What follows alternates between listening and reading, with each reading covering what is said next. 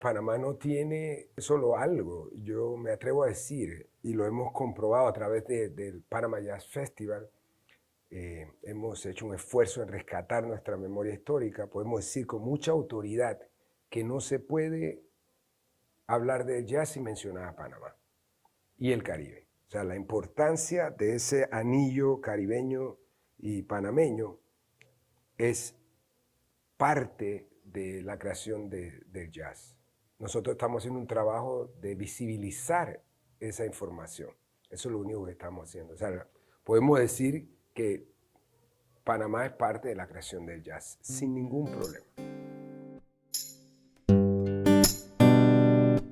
Recuerda que había siempre un intercambio. Panamá siempre ha sido una plataforma de muchas migraciones, ¿no? Y entonces estaba, por ejemplo, la época de la bananera, ni hablar de la época afrohispánica, ¿no? Pero digamos que la época donde surgió más lo afroantillano, estaban las bananeras, donde habían estos botes que venían a las bocas del Toro, donde estaba un puerto bien importante, Colón, pasaban por Jamaica, pasaban por Cuba, subían a New Orleans, y así. Y en ese intercambio musical y cultural bien importante, surge esta figura muy importante que es Luis Russell, compositor, pianista panameño, formado en Bocas, o sea, porque tenía la tradición de la iglesia metodista, venía con la tradición de todo lo que estaba pasando con el Caribe y las Antillas en Bocas, sube a New Orleans y llega a New Orleans, descolla con los mejores músicos de New Orleans, va a Chicago, la misma cosa, y empieza a hacer un montón, luego a Nueva York, y hace un montón de aportes. Y digamos que por lo menos grandes profesores de historia de jazz a mí me han mencionado, cuando estaba estudiando en Boston, que la historia del jazz no hubiera sido la misma sin Louis Russell. Entonces ya cuando tú ves una figura así, tú dices, wow, pero ¿por qué no? Y entonces ahí te das cuenta de la riqueza rítmica, la conexión sobre todo que hay en Panamá y la importancia del jazz. Y de ahí, digamos que hay todo un hilo de un montón de músicos panameños que aportan, hijos de panameños que aportan al jazz también. Luego viene la construcción del canal de Panamá, digo, el ferrocarril interoceánico, pero luego con la construcción del canal de Panamá empiezan a haber todas estas migraciones y ya panameños nacidos, afropanameños, que aportan al jazz, suben a Estados Unidos, otros se quedan aquí, hacen otros movimientos con la música panameña, lo que está, surge el tambo y jazz con Maestro Víctor Boa, todo esto en los años, final de los años 40, 50, con pura experimentación y creatividad. Entonces, a mí me apasiona este tema de la investigación porque yo me hice una pregunta, como he estado con muchos años, Maestro Danilo ha sido mi mentor, y yo me pregunté, ¿por qué la figura de Danilo Pérez? ¿Cómo un pianista llega tan lejos, revoluciona dentro del jazz internacional, crea todo esto tan grande, formado en Panamá? Porque no es que Danilo se formó en Panamá. ¿Qué había en Panamá para que ocurra esto, no? Entonces ahí veo que, ok, hay un hilo conductor. Me fui un poco más atrás y me salió todo esto del tambor jazz. Entonces, claro, Danilo viene, Armando Boza, por ejemplo, una gran orquesta panameña. Todo, el papá de Danilo cantaba en la orquesta y Danilo a los 4 años con un bongocito ahí. Entonces, ese ambiente que se forma a estar cerca del maestro Víctor Boa, que le hizo Sí. homenajes y todo eso. Entonces, claro, es muy natural esto para que luego ocurra toda la historia que pasó, 22 años tocando con Dizzy Gillespie, que es el creador del bebop y del Afro-Cuban Jazz y esta mezcla de las Naciones Unidas. Y bueno, ni hablar todo eso hasta lo que ocurrió con Wayne Shorter y hoy en día lo que está ocurriendo, ¿no? Digamos que el Miles Davis y todo este cuartet y todas estas cosas, y quintet, perdón, y toda esta música, digamos que hoy en día cuando se busca una referencia digamos, de lo último que se está haciendo se refiere a estos músicos, ¿no? Este cuarteto fabuloso y donde Danilo tiene una responsabilidad grande. Estaba hablando de John Patitucci, Brian Blade, Danilo Pérez, que siguen tocando juntos. Entonces, cuando tú ves Panamá y te vas más atrás, de hecho, para que hacer para adelante y para atrás, cuando rebobinas más atrás, entonces tú ves, Luis Russell, y te das cuenta, mira, toda esta migración, todo esto tiene un hilo conductor que sigue por ahí. Y si te vas más atrás, viene, ok, la llegada de los africanos como esclavos lastimosamente, pero desde allí entonces empieza a haber jazz.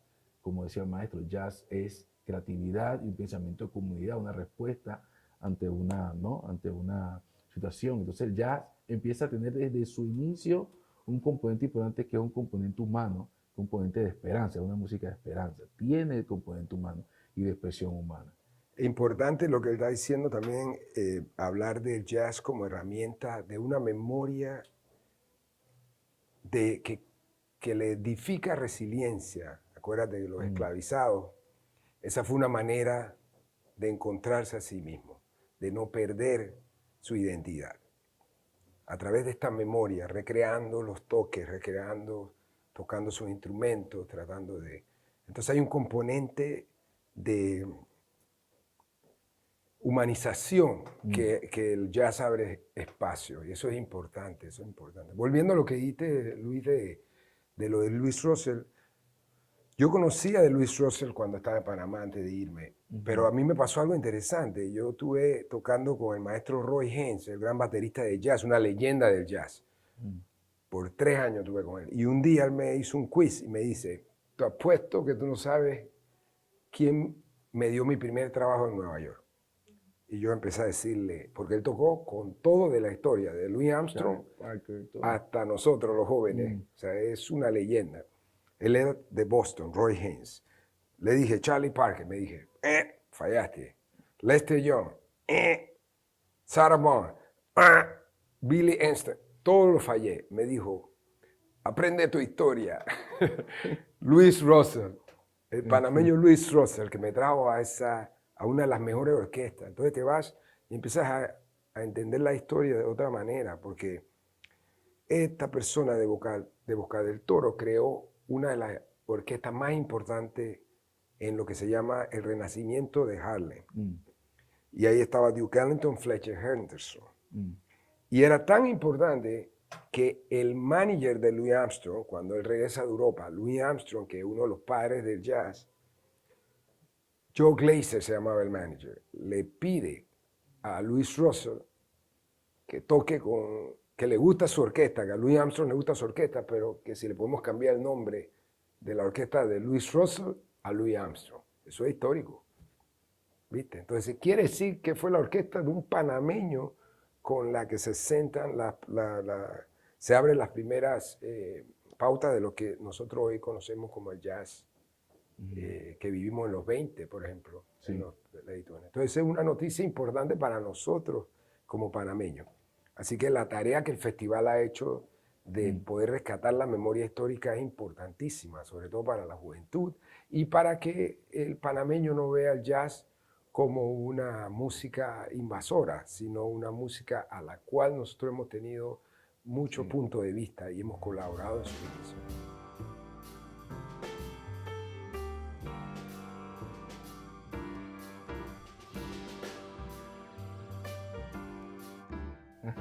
Dale. Nos conocimos un jamboree, pero él te va a explicar el jamboree qué significa. El jamboree qué significa. Bueno, te digo, estaba 13 años, la banda del Instituto Episcopal San Cristóbal, donde me gradué, había un arreglo con el profesor Grave. El Grave tenía un arreglo de Una noche en Tunisia, en Tunisia, un estándar de jazz con Dizzy Gillespie y demás. Y del arreglo, uno de mis amigos de la banda, que hoy en día fue alumno de la fundación, becaba la fundación y también, que es Roberto Ruiz, Toto, trajo un disco de las Naciones Unidas. Decía Dizzy Gillespie, Naciones Unidas. Y lo compró porque decía en Tunisia, eso es todo. Tenía el tema ahí. Y cuando empezamos a escuchar el CD y la cosa, yo lo pasé a cassette de aquella época, viene y se aparecía el nombre de todos los músicos y el país de donde venían. Y ahí aparecía Danilo Pérez, Panamá. O sea, estaba todo de que Ignacio Berroa, no sé qué, de todos los países. Y decía Danilo Pérez, Panamá. Y otro, hey, mira, hay un panameño ahí, que esto, que lo otro. Después de eso, vio a raíz de eso otro disco de un trompetista que le gusta, que está Arturo Sandoval, y había un disco que se llama Reunión. Compró el disco de Reunión y de nuevo el panameño Danilo Pérez, director del grupo y pianista.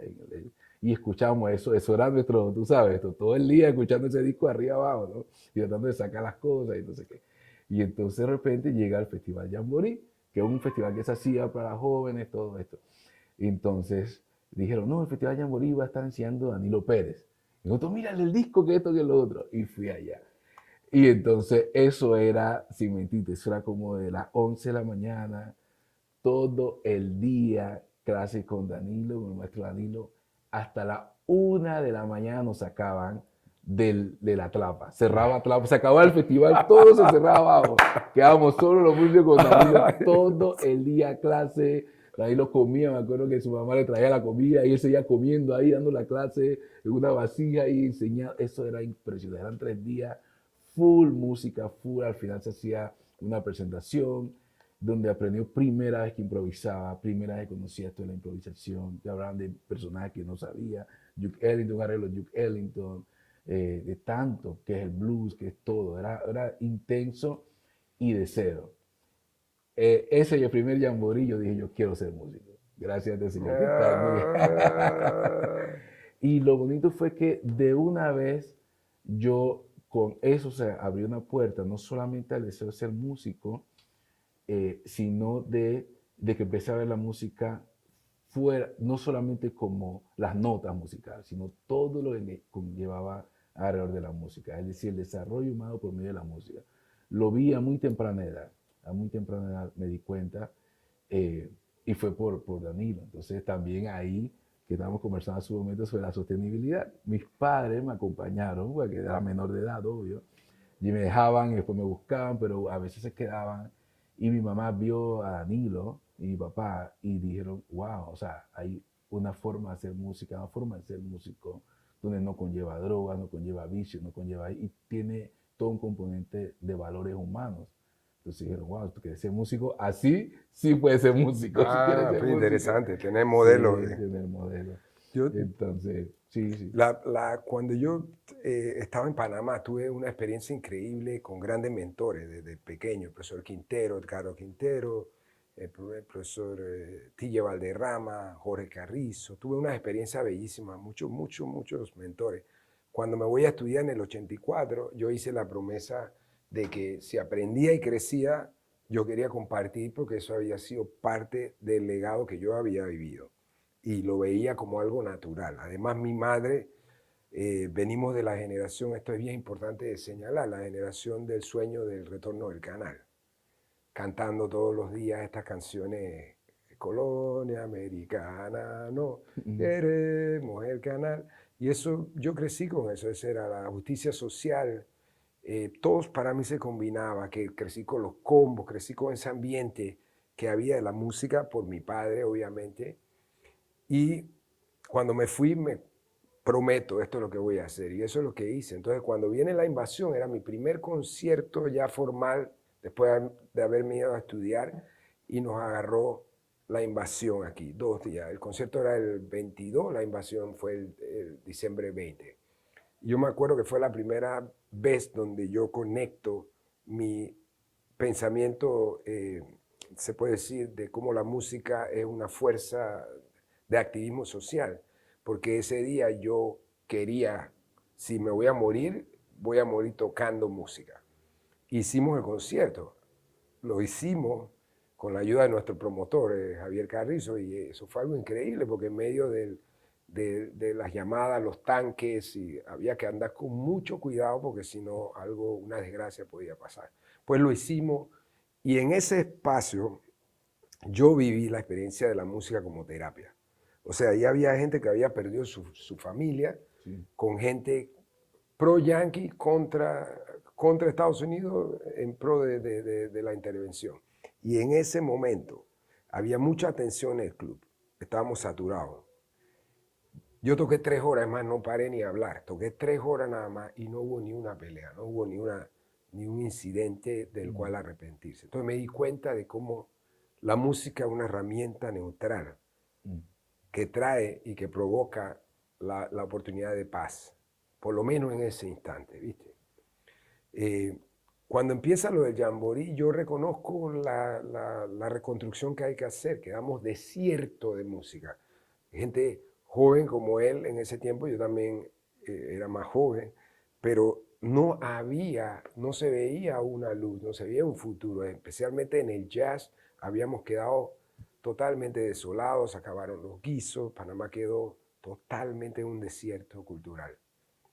Y el Jamboree fue un espacio donde yo empecé a conocer todo este talento que hoy en día son los grandes mentores de toda esta generación que estamos viendo, porque ahí empieza un proceso, un inicio de un proceso que ha tenido consecuencias de reacciones de cadena, ¿viste? A través de los años. Es lindo ver cómo ya vamos por la cuarta generación, por ejemplo. La cuarta generación. Yo tengo muy poco que ver con los muchachos de hoy en día, excepto que ellos piensan que yo no existo, sino que es una leyenda. Aquí me llegan a veces los niños que dicen, oh maestro, usted existe. Yo digo, sí. Usted vive, usted está vivo. Mire, pero lo lindo de esto es que se ha provocado y se ha creado una comunidad donde los jóvenes están viviendo una vida creativa maravillosa.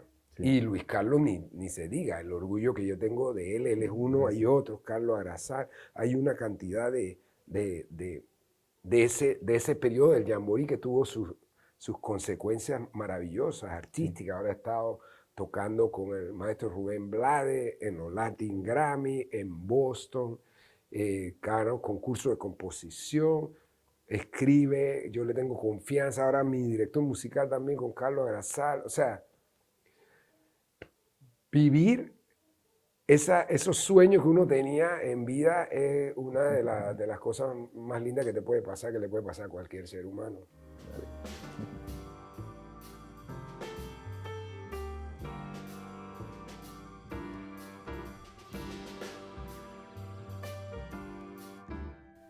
Bueno, originalmente el jazz, cuando la primera vez que lo escuché, que fue en este disco de las Naciones Unidas, yo vi como un intercambio humano. Eso fue lo primero que vi, porque había músicos diferentes y se hacía ese énfasis, diferentes lugares del mundo, diferentes idiomas, en la figura centrada como un líder que era Dizzy Gillespie. Entonces, después de empezar a leer sobre Dizzy Gillespie, vi que había hecho algo que se llama el bebop.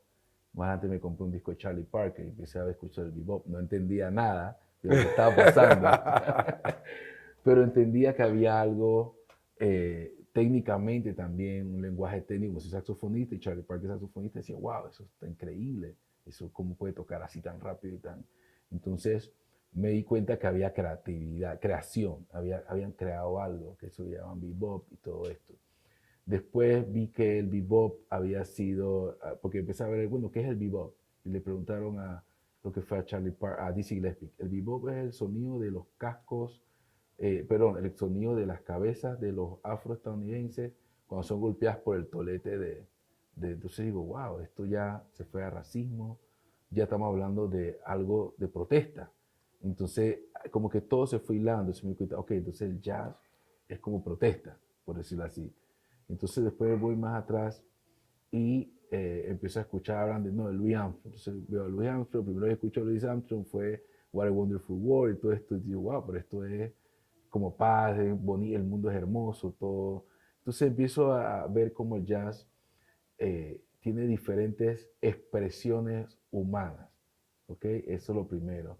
Y cuando entonces se me tira frente a la tarima a improvisar en acción, me doy cuenta de que hay un marco, que tienes que saber de tus notas, tienes que saber de tu instrumento, pero hay un marco de libertad que tú tienes para tú escoger qué nota quieres tocar en qué momento. 5 notas que me enseñaron la escala pentatónica sobre una forma de blues, pero yo escojo dónde quiero poner esa nota, qué hacer con esa nota.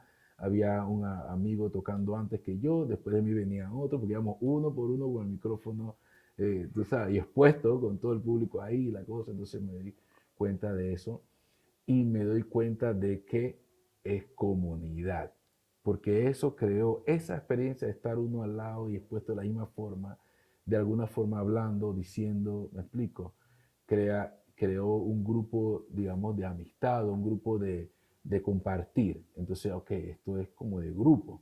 Entonces, todos esos elementos naturales al hacer jazz. Entonces, te das cuenta de que tienes creatividad, lo que estás expuesto, tienes expresión humana y tienes comunidad.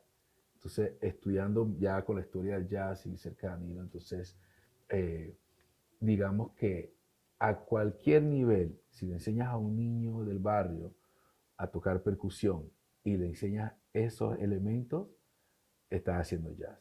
si te vas a escuchar música típica, por ejemplo, y haces una cosa muy linda que es una experiencia con Sam y Sandra, por ejemplo.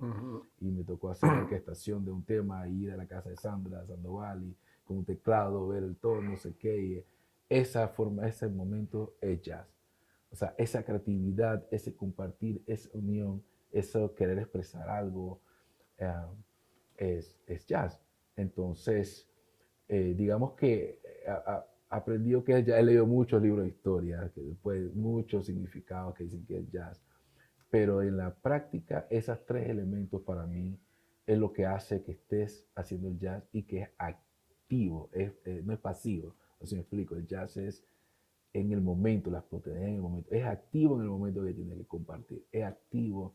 Y entonces ahí, nuevamente yendo al desarrollo humano, es donde viene un montón de valores, donde ya no se trata de ti, tú tienes un punto de vista y tienes lo que pones en la mesa, pero se trata de nosotros, del nosotros es más importante que yo.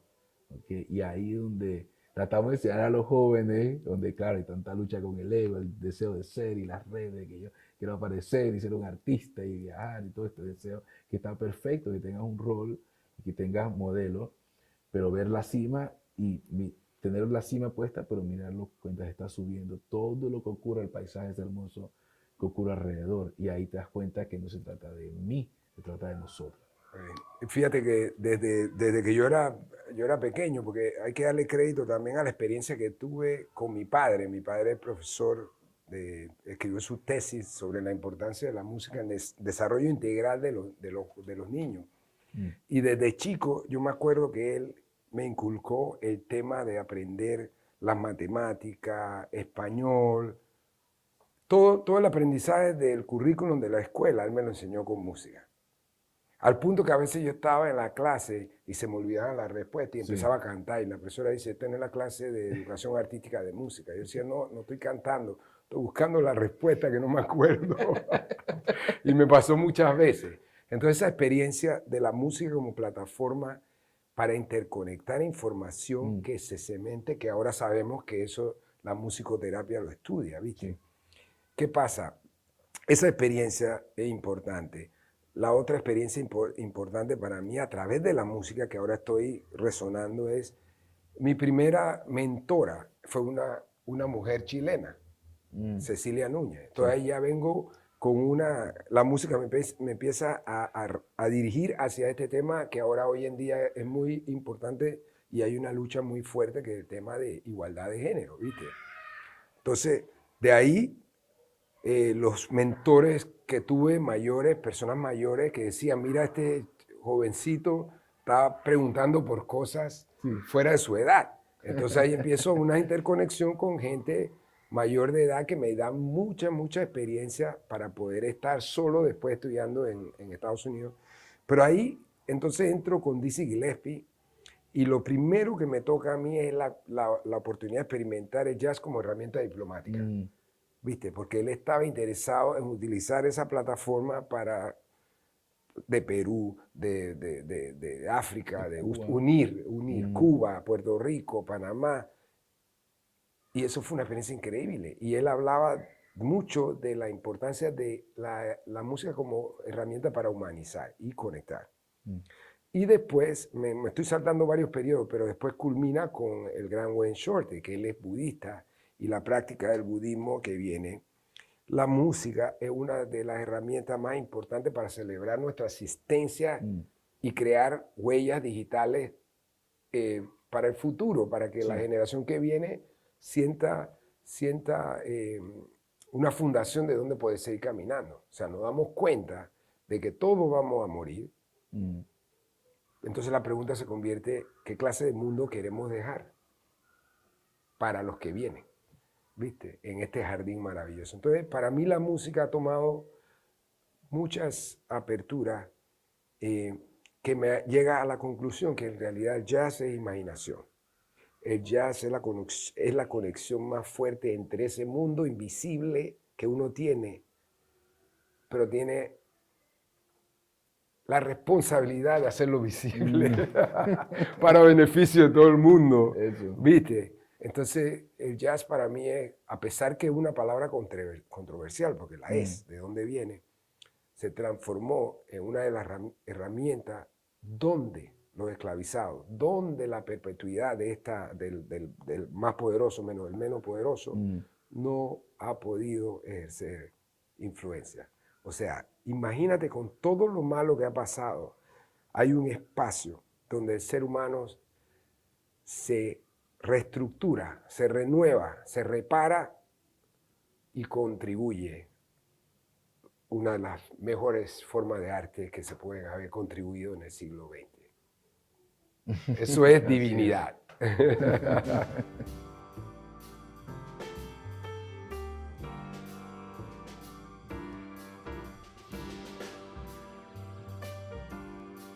El jazz te da herramientas para aprender a negociar. Buenas negociaciones. Sí. Porque requiere de algo importante que es escucharse. Escucharse, pero profundamente, para tomar las mejores decisiones en ese momento. Sí. Revela la importancia del trabajo en equipo. O sea, cuando tú estás pensando en ti, solo como en ti, tú puede ser que camines más rápido en la vida. Pero si piensas en trabajo en equipo, tú vas a llegar más lejos. ¿Viste? Porque solo en comunidad podemos trascender. ¿Viste? Entonces el jazz, tú lo ves, un buen solo, bien, está perfecto. Sí. Pero cuando ese solo es una conversación y abre espacio para colaboraciones, se quintuplica. Otro lugar, tú sientes la energía, ¿viste? O sea, además también se hace efectiva el significado de la palabra democracia. Sí. ¿Viste? O sea, que en el jazz aprendes también a trabajar en tus conceptos individuales que tú quieres como persona, pero también validar la opinión del otro. Validar la opinión del otro y consecuentemente tener una meta. Por eso que la analogía con el tema del kung fu, con las artes marciales es importante, con el juego es importante, porque lo ves. Yo hablo mucho del equipo, o sea, las estrategias. Tú puedes setear una estrategia. En el jazz uno setea estrategia. ¿La estrategia cuál es? El tema. El tema es la base. Si te sabe bien el tema, entonces podemos adornarlo, podemos irnos, podemos explorar, viajar. Esa es la belleza del jazz, ¿viste? Pero explorar a expensas de que el otro esté sufriendo, entonces el jazz es una buena oportunidad para reflexionar sobre este tipo de cosas, ¿viste? Yo siempre trato de gozar sin perjudicar la libertad del otro, porque entonces ya no es jazz para mí, es otro medio de opresión. Es cierto. Pero de que da miedo, ¿verdad? Claro. Debe dar miedo. Yo todavía tengo nervios y me da miedo. Me da miedo. Hay que lanzarte. Pero es que ser fearless, ¿cómo se dice en español fearless?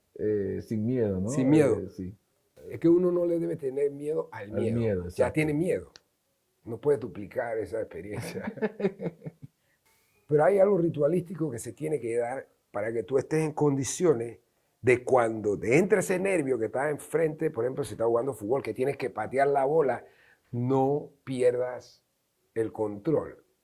Sí. Y entonces tomes las decisiones correctas. Esa es la capacidad de respuesta que te da esta experiencia del jazz. Lo único que, como dijo el compañero aquí, es que es una experiencia que no le hace daño a nadie, si lo hacemos bien. Son solamente experiencias. Y no se puede crecer sin cometer errores.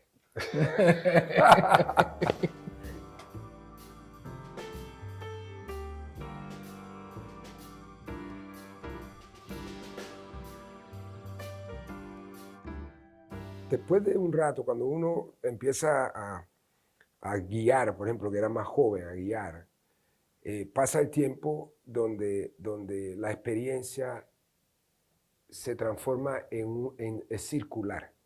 Porque hoy en día yo aprendo mucho de Luis. ¿Y qué aprendo de él? De que en la vida muchas veces uno tiene todo, no tiene nada de qué estar preocupado. Tienes la música. tiene salud y todavía sigue preocupado. Luis es un hombre de un corazón grandísimo, pero de una fuerza de voluntad divina. Gracias. Y que a mí me inspira. Gracias. Me inspira, hoy en día, él me inspira a mí. Y eso, yo creo que eso no es una pregunta, es más bien una realización mía de que me he dado cuenta que invertir en el talento es la protección de la humanidad, es la protección de tu sabiduría también. Hoy en día, él es mi mentor también. No. Sí, así es, así es, así es. Cada vez que me duele algo, yo me acuerdo de Luis. ¿Qué haría Luis? Te lo juro. Sí. Tengo una estudiante bajista también que es ciega y es lo mismo, yo la admiro mucho porque son gente que están dando tanto al mundo y tienen que pasar una cantidad de situaciones que nosotros ni siquiera la podemos imaginar. Así que esa gente para mí me inspira y él, un gran músico hoy en día, porque no es que soy buena persona, pero un gran músico. Yo no sé si eso llena tu requisito, pero para mí yo creo que eso es importante, decir que empezamos en un rol y se hizo circular y ahora él me mantiene respirando oxígeno del bueno en esta vida. Bueno, yo te puedo decir algo bien natural. Ayer mi hija me preguntó, papá, ¿cómo te fue tu día? Dije, bueno, tuve un ensayo bien largo con el tío Danilo. Ay, ¿cómo está el tío Danilo? ¿La pasaste bien? Esa pregunta me quedó como, ¿la pasaste? Porque una niña, 9 años, ¿no? Y yo digo, sí, mami, con el tío Danilo la pasé bien. La música es difícil, pero me siento bien que pude tocarla y estaba estudiando. Y- Pero la música es difícil, el tío Danilo. Y yo decía, sí, mami, porque el tío Danilo, él es uno de los mejores músicos del mundo. Y yo, así, ¿no? ¿Sabes? Entonces, ella se quedó como que, y digo, sí, mi amor, él nos quiere, vamos a su casa, tú sabes, todo esto. Pero uno de los mejores músicos del mundo, ahí donde tú lo ves, ella. Entonces, ella se quedó admirada como esta cercanía, este amor, esta parte humana, ¿ok? Y de repente se queda como que para ella fue como que, ok, como que tal vez cuando tú dices, el mejor músico del mundo, un músico increíble, ¿no? Es como una cosa lejana, ¿no? Entonces, el valor del ser humano, el ser humano es lo primero. Y yo creo que el maestro Danilo, y Danilo, digo maestro Danilo, pero mucho respeto a lo que se hace en la No, música, Danilo, Danilo. pero el aprender del ser humano es impresionante y eso es algo que nunca termina. Eh, y de la grandeza musical que tú crees y que muchas veces los músicos, wow, ponemos como que, oye, increíble, es así, no es que no deja de ser así, y de aprender todos los días y de admirar todos los días. Y cuando tú ves la historia del jazz, la historia de la música, yo sé que ese nombre ya está, me explico, pero en la parte humana, ahí es donde está la verdadera riqueza de Danilo. Y donde aprendemos todos los días Gracias. y donde hay un amor increíble y que eso Gracias. es lo más lindo que trasciende, ¿verdad? Buscar a... Pero él me ha enseñado de eso. Antes de ser músico somos seres humanos. Y yo siempre pienso, si la música refleja quién tú eres, entonces en realidad hay que practicar quién tú eres más que el instrumento. En realidad, ¿quién es el instrumento? ¿El piano o uno? Uno. Uno. Y si tenemos que cambiar nosotros, somos nosotros, ¿no? El instrumento va a hacer lo que tú le digas que tiene que hacer. Así que por eso que tú eres una inspiración.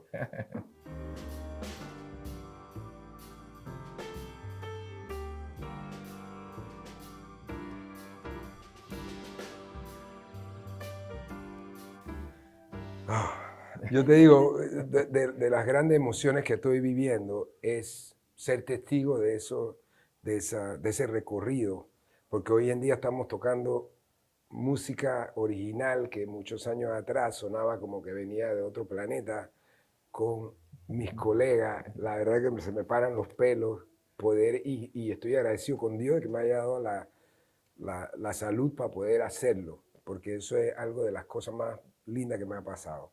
Tocar mi música con este equipo.